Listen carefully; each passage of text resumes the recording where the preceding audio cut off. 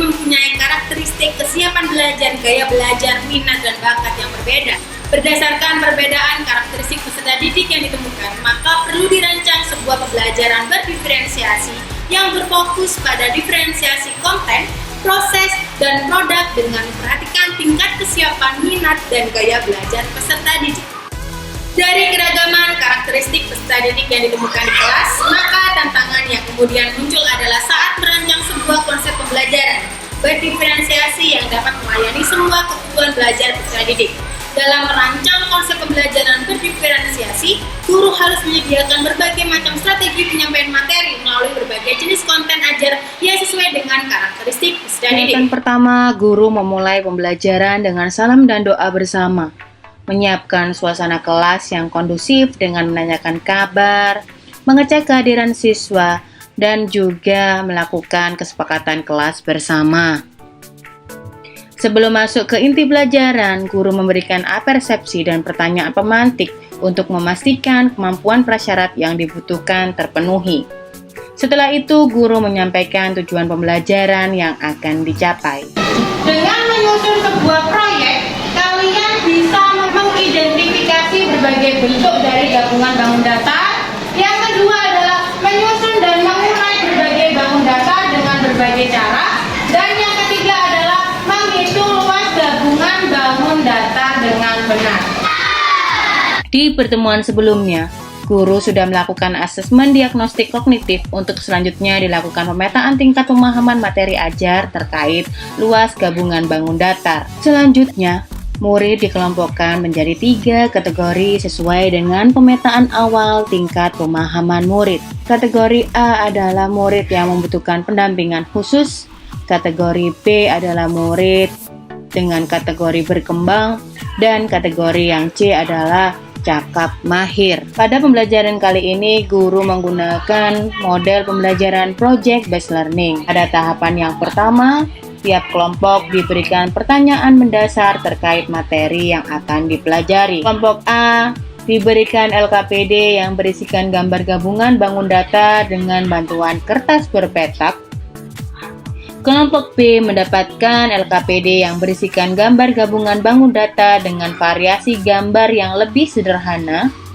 Sedangkan kelompok C mendapatkan LKPD yang berisikan gambar gabungan bangun data dengan tingkat variasi yang lebih kompleks.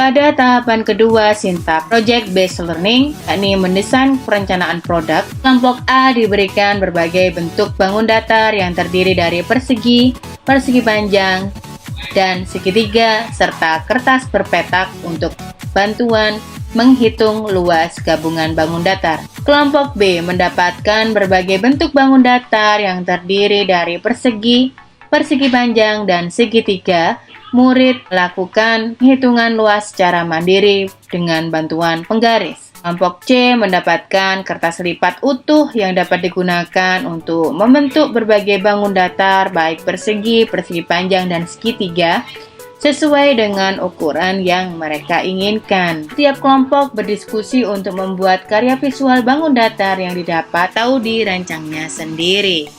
Pada tahap ketiga sintaks project based learning, setiap kelompok berdiskusi untuk menyusun jadwal penyelesaian proyek sesuai dengan batas waktu yang sudah disepakati antara guru dan murid. Selanjutnya, pada tahap keempat sintaks project based learning, yakni memonitor keaktifan dan perkembangan proyek setiap kelompok, mengeksekusi proyek yang sudah direncanakan berupa karya visual luas gabungan bangun datar. Berikutnya, pada sintaks kelima project based learning, setiap kelompok akan melakukan uji kelayakan atau koneksi sebelum memaparkan hasil diskusi kelompoknya di depan kelas. Belum ya? Jadi kelompok bangun datar ini ya di novel belum ya? Guru melakukan kunjungan pada masing-masing kelompok dan secara bersamaan mencatat perkembangan pemahaman masing-masing kelompok. Tahap akhir evaluasi pengalaman belajar, setiap kelompok memaparkan karya atau proyek yang sudah dibuat.